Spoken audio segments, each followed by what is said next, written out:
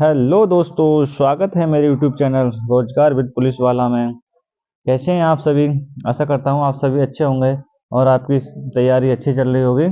और बाकी रिवीजन के लिए मैं आपको हिंदी का प्रैक्टिस सेट का रिवीजन करा रहा हूं। प्रीवियस ईयर्स में जो भी क्वेश्चंस आए हुए हैं उसको करा रहा हूं, तो इसको अच्छे से देख लें आप। और बाकी चैनल को सब्सक्राइब कर लें, वीडियो को लाइक करें, शेयर करें। चलिए चलते हैं नेक्स्ट क्वेश्चन पेपर के सॉल्व करने के लिए। 25 अक्टूबर 2018 का प्रथम पाली का पेपर है ये, कांस्टेबल भर्ती परीक्षा जो 41,520 वाली जो भर्ती थी उसका पेपर है। तो चलिए तैयारी करते हैं। 60,244 पदों के लिए एक सीट तो लेनी है लेनी। तो ठीक है, स्टार्ट करते हैं। तो सबसे पहला क्वेश्चन है, अपने जीवन पर स्वयं लिखी कथा वाक्यांश के लिए एक शब्द होगा। क्या होगा इसके लिए एक शब्द? इसके लिए होता है आत्मकथा। इसे क्या बोलते हैं? आत्मकथा बोलते हैं। नेक्स्ट क्वेश्चन है, अन्न और अन्य शब्द युग्म का सही अर्थ भेद का चयन कीजिए। यानी अन्न और अन्य में क्या अंतर है, क्या अर्थ है इसका? तो अन्न बोलते हैं किसको? अन्न बोलते हैं अनाज को, और अन्य मतलब दूसरा। तो क्या हो जाएगा हमारा आंसर? ए, अनाज और दूसरा। नेक्स्ट क्वेश्चन है, निर्गुणा शब्द का उपसर्ग बताइए। तो निर्गुणा में देख सकते हैं आप क्या हो जाएगा? निरुपसर्ग हो जाएगा। उपसर्ग वो होता है जो मूल शब्द के, उपसर्ग बोलते हैं मूल शब्द के जो पहले लगता है उसे उपसर्ग बोलते हैं, जो शब्द के बाद में लगता है उसे प्रत्यय बोलते हैं। ठीक। नेक्स्ट क्वेश्चन है हमारा खिलौना। खिलौना शब्द में मूल शब्द है, खिलौना शब्द में मूल शब्द क्या है? खिल। खिल है, नहीं हो सकता। ओना, ओना तो प्रत्यय हो गया। ना, ना भी प्रत्यय माना जाएगा। तो इसमें मूल शब्द हो जाएगा क्या? खेल। क्यों? क्योंकि इन तीनों में से किसी का, इसका खेल का तो कोई अर्थ मतलब होता नहीं, खेल। ठीक है, तो इसका मूल शब्द क्या है हमारा? खेल। ठीक। नेक्स्ट क्वेश्चन है, उन्होंने कहा। उन्होंने कहाँ जाना है वाक्य में किस प्रकार की अशुद्धि है? तो उन्होंने कहाँ जाना है, तो उन्होंने, आप, उनके, आपके, ये सब क्या है?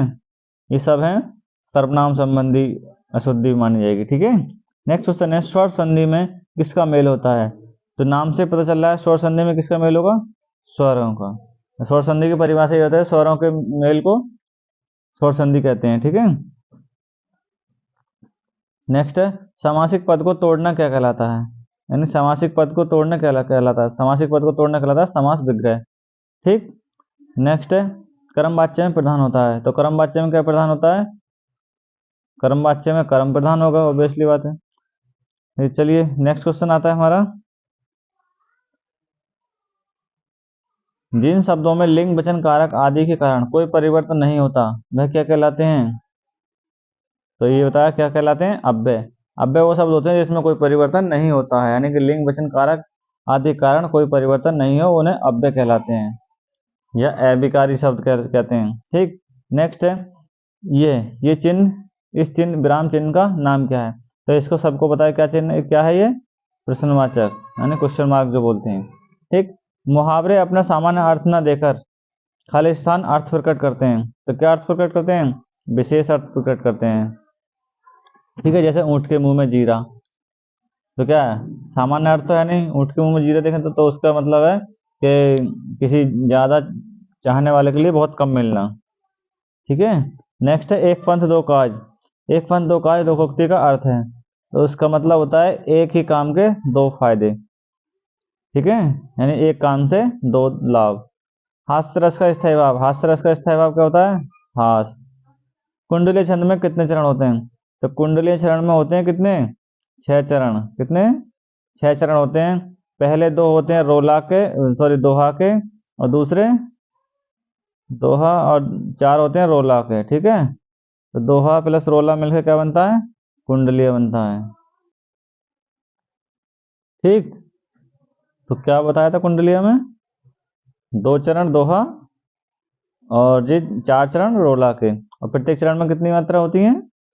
24 मात्रा होती है कुंडलिया में, और 6 चरण होते हैं। वर्णों के एक से अधिक बार आवृत्ति किस अलंकार में होती है? तो सबको पता है क्या है? अनुप्रास। जहां एक ही शब्द की आवृत्ति बार बार हो वहां कौन सा होता है? अनुप्रास अलंकार। ठीक है, जैसे तरुणी, तरुजा, तटमाल, तरुवर, बहुछाए, इस टाइप से। शब्द की सबसे छोटी इकाई क्या कहलाती है? शब्द की सबसे छोटी इकाई कहलाती है वर्ण। ठीक। और सबसे छोटी मौखिक इकाई क्या हो जाएगी? ध्वनि। सबसे छोटी मौखिक इकाई क्या हो जाएगी? ध्वनि। ठीक है। नेक्स्ट है तपस्वी का स्त्रीलिंग होगा, तो तपस्वी का स्त्रीलिंग क्या हो जाएगा? तपस्विनी। क्या हो जाएगा? तपस्विनी। आचार्य का पुल्लिंग शब्द होता है, आचार्य का पुल्लिंग शब्द होता है आचार्य। देखो जब महोदय या महोदया, उसी टाइप से आचार्य और आचार्य। अब या में आकर डंडा अगर लगा दें तो हो जाता है स्त्रीलिंग, और या का डंडा हटा दें तो ये हो जाता है पुल्लिंग। ऐसे ही महोदय लिखा जाता है, क्या महोदया, अभी बताता हूँ। ये हो गया महोदय, ये तो हो गया पुल्लिंग। अगर हम यहाँ इसमें डंडा लगा दें तो महोदया, तो ये क्या हो जाएगा? स्त्रीलिंग हो जाएगा। ठीक है, तो ये पहचान करनी जरूरी है। नेक्स्ट क्वेश्चन है पुस्तक रखी है, वाक्य में वचन है, तो पुस्तक क्या है? एक वचन। ठीक, पुस्तक रखी है, क्रिया से पता चल रहा है क्या है? एक वचन। नेक्स्ट है शिक्षक ने पाठ पढ़ाया, किस कारक का प्रयोग है? शिक्षक ने पाठ पढ़ाया, तो संज्ञा के बाद क्या आ रहा है? कारक चिन्ह। तो कर्ता ने कर्म को करण से, तो क्या हो जाएगा? कर्ता आ जाएगा। ठीक है। नेक्स्ट क्वेश्चन है पुरुषवाचक सर्वनाम के कितने भेद हैं? तो पुरुषवाचक सर्वनाम के कितने भेद हैं बताओ? पुरुषवाचक सर्वनाम के भेद बताओ। 6। कितने भेद हैं? 3 भेद हैं। कौन से? उत्तम पुरुष, मध्यम पुरुष और अन्य पुरुष। विशेषण के मुख्यतः कितने भेद होते हैं? तो विशेषण के भेद कितने होते हैं? मुख्यतः 4 भेद होते हैं। ठीक है। निम्नलिखित में से कौन सा विशेषण नहीं है? तो कौन सा विशेषण नहीं है पहचानना है। पथरीला, ये गाना भी पंथ है, पथरीला पैदल ना चलो तुम, तो पथरीला क्या हो गया? विशेषण हो गया। ठीक है। नमकीन कैसा हो गया? किसी की विशेषता बता रहा है, क्या कैसा है? नमकीन है, खाना कैसा है? नमकीन है। बर्फीला, ये भी विशेषता होगी, क्या मौसम कैसा है? बहुत बर्फीला। तो इसमें विशेषण कौन सा नहीं है? नमक नहीं है। ठीक है, नमक नहीं है। नमक क्या है? संज्ञा हो जाएगी। किसी कार्य का करने या होने का बोध कराने वाले शब्द क्या कहलाते हैं? तो किसी कार्य के करने या होने का किससे पता चलता है? क्रिया से पता चलता है, तो क्रिया हो जाएगा इसका आंसर। निम्न में से क्या काल कहलाता है? तो काल क्या कहलाता है? क्रिया के घटित होने का समय, यानी कोई काम जब हुआ हो उसे क्या कहते हैं? काल कहते हैं। काल 3 प्रकार के होते हैं, भूतकाल, भविष्यकाल और वर्तमान काल। तो क्रिया कार्य के होने से तो पता चलता है कि हाँ कोई किस समय हुआ है कार्य, उसी को क्या कहते हैं? काल कहते हैं। नेक्स्ट क्वेश्चन है संस्कृत भाषा से हिंदी में बिना परिवर्तन के प्रयुक्त होने वाले शब्द क्या कहलाते हैं? तो क्या कहलाते हैं? तत्सम। डेफिनेशन में आती है, परिभाषा होती है तत्सम शब्द की, जो शब्द हिंदी से जो शब्द संस्कृत से बिना परिवर्तन के हिंदी में प्रयुक्त होते हैं उन्हें तत्सम शब्द कहते हैं। ठीक। निम्नलिखित में से तद्भव शब्द कौन सा है? तो तद्भव शब्द कौन सा हो जाएगा? क्या ग्राम हो जाएगा? नहीं होगा। क्यों? क्योंकि इसमें ये वाला रहा आता है, तो जिन शब्दों में ये वाला रहा आता है, ये रहा आता है, तो ये संयुक्त व्यंजन आते हैं, वो सारे के सारे कैसे होते हैं? सारे के सारे तत्सम होते हैं। तो इसमें क्या हो जाएगा आंसर? माथा हो जाएगा। क्या हो जाएगा? माथा आंसर हो जाएगा। ठीक है, तद्भव शब्द में। नेक्स्ट क्वेश्चन है समान अर्थ बताने वाले शब्द क्या कहलाते हैं? समान अर्थ बताने वाले पर्यायवाची, यानी एक ही शब्द के कई सारे शब्द होते हैं ना एक जैसे, तो उन्हें जो समान अर्थ बताते हैं उन्हें पर्यायवाची शब्द बोलते हैं। फिर है अग्रज का सही विलोम होगा, तो अग्रज मतलब होता है बड़ा और अनुज मतलब छोटा, तो क्या हो जाएगा? अनुज हो जाएगा। धन का मतलब क्या होता है? धन का मतलब होता है अर्थ। ठीक, धन का मतलब होता है अर्थ। नेक्स्ट है उर्वशी किसकी रचना है? देखो उर्वशी किसकी रचना है? उर्वशी रचना है हमारी रामधारी सिंह दिनकर की। तो उर्वशी किसकी रचना हो जाएगी? रामधारी सिंह दिनकर जी की। क्यों? एक होती है उर्वशी किसकी? जयशंकर प्रसाद की, लेकिन इसमें ऑप्शन नहीं है। अगर दोनों ऑप्शन में आते हैं तब भी रामधारी सिंह दिनकर लेना है। क्यों? क्योंकि 1972 में रामधारी सिंह दिनकर को उर्वशी के लिए 8वां ज्ञानपीठ पुरस्कार मिला था। इसलिए क्या, अगर दोनों ऑप्शन में होते जयशंकर प्रसाद और रामधारी सिंह दिनकर, तब भी क्या लगाते? रामधारी सिंह दिनकर लगाते। ठीक है, चलिए नेक्स्ट क्वेश्चन है हमारा पैराग्राफ से क्वेश्चन है मोबाइल फोन के एक नहीं अनेक लाभ हैं मोबाइल फोन के प्रयोग से, तो इन सबको पैराग्राफ आप पढ़ लेंगे और इससे क्वेश्चंस लगाते हैं। कार्य के संदर्भ में मोबाइल फोन की उपयोगिता बताइए। उपयोगिता क्या है? तो पैराग्राफ आप पढ़ना खुद से, मैं डायरेक्ट क्वेश्चन कराऊंगा, फिर आप कहोगे कि समय ज़्यादा ले लिया 37 क्वेश्चन के लिए। जल्दी जल्दी मैं आपका रिवीजन करा रहा हूँ, ठीक है। तो नेक्स्ट क्वेश्चन है, कार्य के संदर्भ में मोबाइल फोन की उपयोगिता है। तो क्या है, कहीं भी रहकर कार्य पूर्ण कर सकना, खूब बातें कर सकना, नेट पर कुशल प्रयोग करना, कर सकना, पैसों का लेन देन कर सकना। तो पैराग्राफ के हिसाब से क्या हो जाएगा, कहीं भी रहकर कार्य पूर्ण कर सकते हो आप, ठीक है। ये खूब बातें करते हो, मुझे पता है आप तो खूब बातें करते हो फोन पे, है ना। व्यस्तता की स्थिति में मोबाइल फोन के कारण क्या हो जाता है, जब आप बिजी हो तो मोबाइल से क्या दिक्कतें आती हैं, कॉमन सेंस लगाओ। तो क्या हो जाता है, व्यवधान उत्पन्न हो जाता है।